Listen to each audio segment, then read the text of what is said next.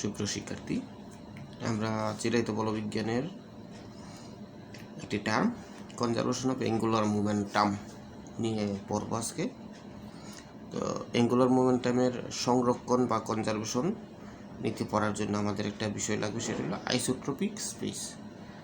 Isotropic space মানে হলো এমন একটা স্পেস যে স্পেসের সকল দিকে উক্ত স্পেসের বৈশিষ্ট্যগত বা বস্তুগত বৈশিষ্ট্য একই রকম থাকবে। অর্থাৎ একটা স্পেসের সর্বত্র তার ভৌত বৈশিষ্ট্যগুলো যদি একই রকম থাকে বা বস্তুগত বৈশিষ্ট্যগুলো যদি একই রকম থাকে, তখন উক্ত স্পেসকে বলে আইসোট্রপিক স্পেস। তো এই আইসোট্রপিক স্পেসে কোনো বদ্ধ সিস্টেমের অসীম মাত্রার ঘূর্ণন সত্ত্বেও, অর্থাৎ আইসোট্রপিক স্পেসে কোনো একটা সিস্টেমকে যদি ঘোরানো হয়, তাহলে এই ঘূর্ণন সত্ত্বেও এই স্পেসের সর্বত্র ল্যাগ্রাঞ্জিয়ান অপরিবর্তিত থাকবে। অর্থাৎ কোনো একটা বদ্ধ সিস্টেম বা কোনো একটা বস্তুকে যদি এই আইসোট্রপিক স্পেসের মধ্যে ঘোরানো হয় অসীম মাত্রা, অর্থাৎ যত সংখ্যক বাড়বে ঘোরানো হোক না কেন, এবং উক্ত স্পেসের সর্বত্রই ওই সিস্টেমের জন্য ল্যাগ্রাঞ্জিয়ান অপরিবর্তিত থাকবে। অর্থাৎ ল্যাগ্রাঞ্জিয়ানের কোনো পরিবর্তন হবে না, ডেল্টা এল ইকুয়াল টু 0 হবে। সহজ ভাষায় যে স্পেসে ল্যাগ্রাঞ্জিয়ান অপরিবর্তিত থাকে সেই স্পেস হইল আইসোট্রপিক স্পেস। তো আমরা মনে করি জেডকের সাপেক্ষে ডেল্টা টি ক্ষুদ্র কোণে ঘূর্ণনের ফলে, অর্থাৎ কোনো একটা আইসোট্রপিক স্পেসে জেডকের সাপেক্ষে একটা সিস্টেমকে ডেল্টি ক্ষুদ্র কোণে ঘোরানো হইল। তো উক্ত ঘোরানোর ফলে ল্যাগ্রাঞ্জিয়ানের পরিবর্তন হইল ডেল্টা এল। এখন এই ঘূর্ণনের ফলে সিস্টেমের সাথে সংশ্লিষ্ট সকল ভেক্টরের ঘূর্ণন করবে। অর্থাৎ এই ঘূর্ণনের এই সিস্টেমের সাথে যতগুলো, যেহেতু সিস্টেমটা ঘুরছে, তার মানে এর মধ্যে এর সাথে সংশ্লিষ্ট যতগুলো ভেক্টর রাশি আছে, অবস্থান ভেক্টর বলতে পারি বা অবস্থান বলতে পারি, সেগুলো চেঞ্জ হবে। মনে করি এই ঘূর্ণনের ফলে ঘূর্ণনের মানটা হইল ডেলটিটা পরিমাণ ঘুরলো। তো এই ডেলটিটা পরিমাণ ঘূর্ণনের ফলে এর অবস্থান পরিবর্তন হবে। এই অবস্থানের পরিবর্তন ডেলটিটা ঘূর্ণনের ফলে এই অবস্থানের পরিবর্তনটা কত হলো? Del R I. ডেলটিটা ঘূর্ণনের ফলে অবস্থানের পরিবর্তন হলো ডেল আই, বা অবস্থান ভেক্টরের সরণ হলো ডেল আই। তো আমরা এটাকে যদি চিত্র আকারে বর্ণনা করি, মনে করি এটা একটা আইসোট্রপিক স্পেস। এই স্পেসের মধ্যে একটা বস্তুকণাকে বা সিস্টেমকে ঘোরানো হচ্ছে। মনে করি কোনো একটা সময়ে সে এই ডেলটিটা পরিমাণ সরণ ঘটল। তো ডেলটিটা পরিমাণ সরণের পরে এর প্রাথমিক অবস্থান ভেক্টর ছিল আর আই। এই ডেলটিটা পরিমাণ ঘূর্ণনের ফলে এর অবস্থান ভেক্টর পরিবর্তন হয়েছে ডেল আর আই, অর্থাৎ R I plus del R I হয়ে গেল। তো মনে করি এই যে সিস্টেমটা ঘুরছে, এটা জেডকের সাপেক্ষে ফাই কোণে, জেডকের সাথে সর্বদা ফাই কোণ, অর্থাৎ জেডকের সাথে এটা যদি জেডক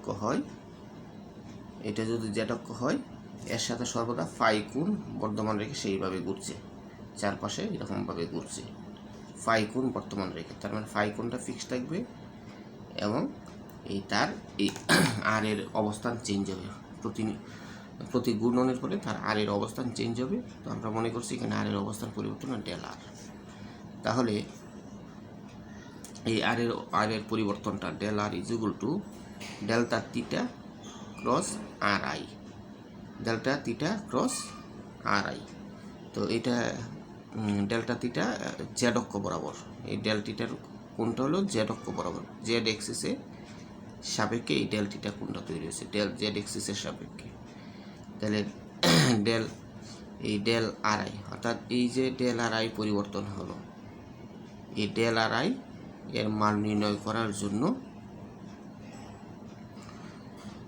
আমরা এই মানটা এই সূত্র লিখতে পারি।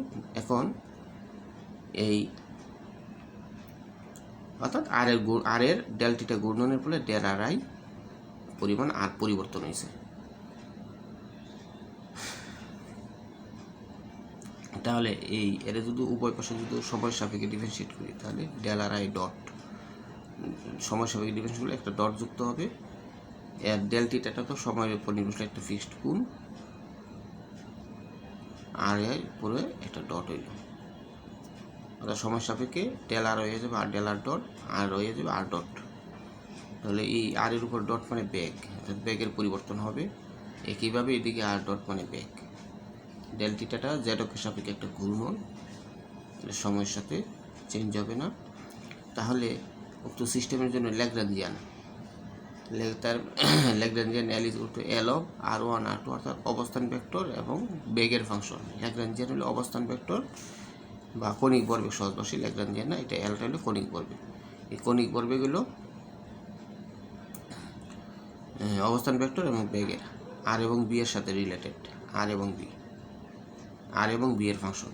তাহলে এটা যদি আমি পার্শিয়াল ডিফারেন্সিয়েশন করি তাহলে del L by del R প্রথম ফাংশন, তার প্রথম ফাংশনের পরিবর্তন, plus del L divided by দ্বিতীয় ফাংশন, একইভাবে দ্বিতীয় ফাংশনের ক্ষুদ্রাতি ক্ষুদ্র পরিবর্তন। তাহলে del L by del R, এখানে এই ডেল আর এর মান আমরা প্রথমে বাই করছি, অর্থাৎ ডেল আর মানে কোণ এবং অবস্থান ভেক্টর এর ক্রস গুণন, কোণ এবং অবস্থান ভেক্টর। একইভাবে ডেল বি মানে কোণ এবং অবস্থান ভেক্টর 1 নং সমীকরণ থেকে।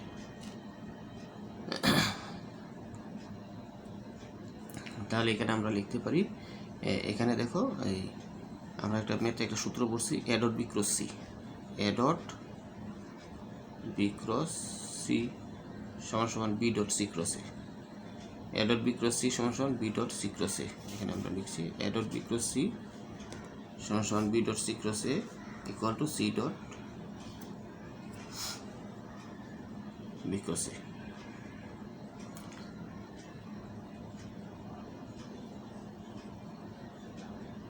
সি ডট অ্যাক্রস বি হবে, a cross B.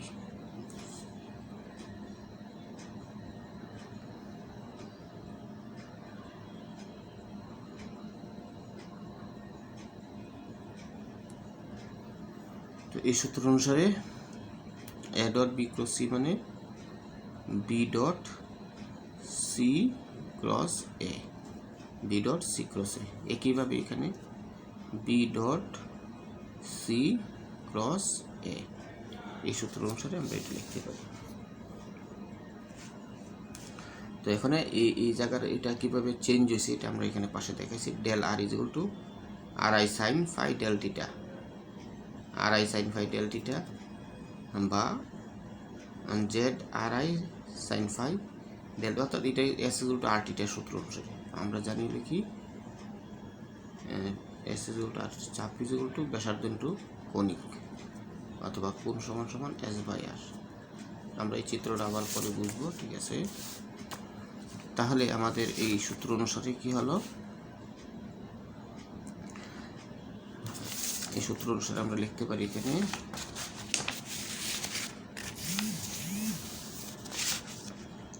Del L is equal to del Z R cross del L by del R del theta B. এখানে জাস্ট এই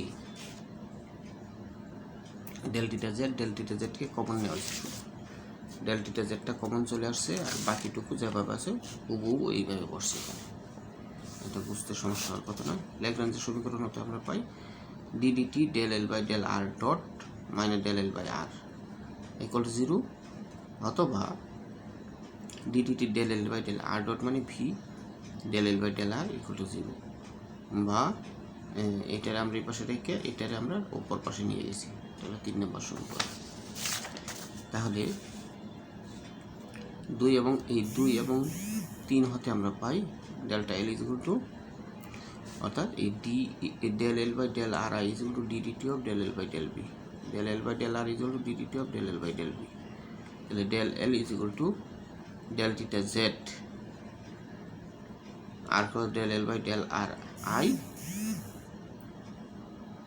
del L by del R I মানে হলো del L by del R I মানে হলো DDT of del L by del B. এই মানটা এখানে এসে বসছে, DDT of del L by del R B plus B del L by del B হয়। তো এখন এখানে এই যে আছে এটা ইউ, এটা যদি আমরা ভি ধরি, U DDT of B plus B এইভাবে যদি লিখি আমরা এটারে আমরা এখানে লিখতে পারি DDT of U cross B, DDT of U cross B দ্বারা এটা আমরা লিখতে পারি। বোঝার কথা অবশ্যই।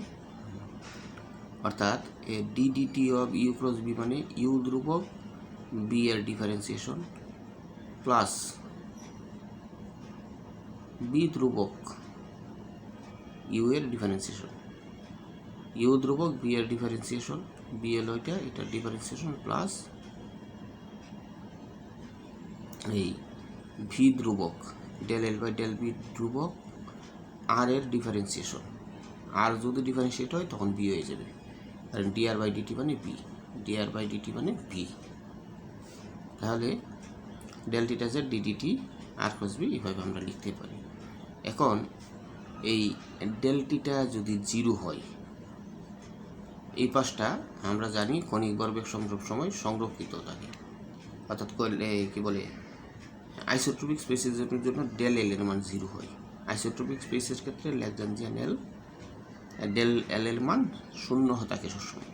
তো এই ডেল এল যদি 0 হতে হয়, তাহলে এই পাশের মান কোনো একটা 0 হতে হবে, কোনো একটার মান 0 হতে হবে। হলে এইটার মান 0 হবে, নতুবা এটার মান 0 হবে।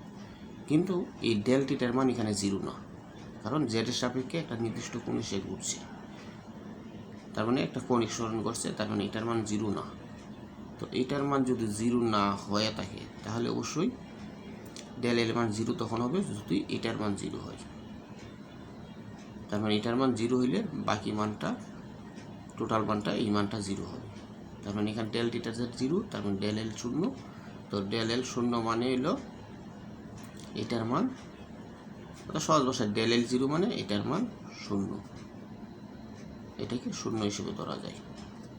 কারণ যেহেতু ডেল এল এর মান 0 আর ডেল টিটা তো 0 না, তার মানে অবশ্যই এটার মান 0 হতে হবে।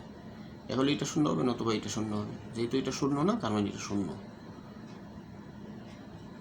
এটার মান 0 হইল। তাহলে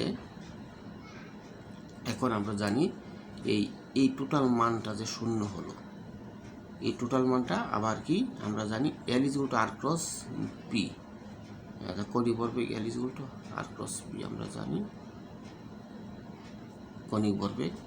তাহলে এল ইজ ইকুয়াল টু এই টোটাল মানটা যেহেতু 0, তার মানে এটা যদি আমি উঠাই দিতে পারি R cross del L by del P is equal to ধ্রুবক, কোনো একটা ধ্রুব সংখ্যা হবে। অর্থাৎ ডিডিটি ওঠাই গেলে, ডিডিটি যদি উঠাই তাহলে 0টা হয়ে যাবে ধ্রুবক। এই ধ্রুবক মানটা ধরছি আমরা এল, ধ্রুবক মানটা হইল এল। তার মানে L is equal to R cross del L by del B. আবার আমরা জানি L is equal to R cross P, তার মানে L is equal to R cross P. তার মানে কি R cross del L by del B মানে হইল R cross P is equal to ধ্রুবক। তার মানে কি কৌণিক ভরবেগ সংরক্ষিত থাকবে, অর্থাৎ del L by del T equal to 0 হবে, এল ইকুয়াল টু ধ্রুবক থাকবে। অর্থাৎ এই আইসোট্রপিক স্পেসের ক্ষেত্রে ল্যাগ্রাঞ্জিয়ান এর পরিবর্তন 0 হবে এবং কৌণিক ভরবেগ অবশ্যই এক্ষেত্রে ধ্রুব থাকবে। ধন্যবাদ।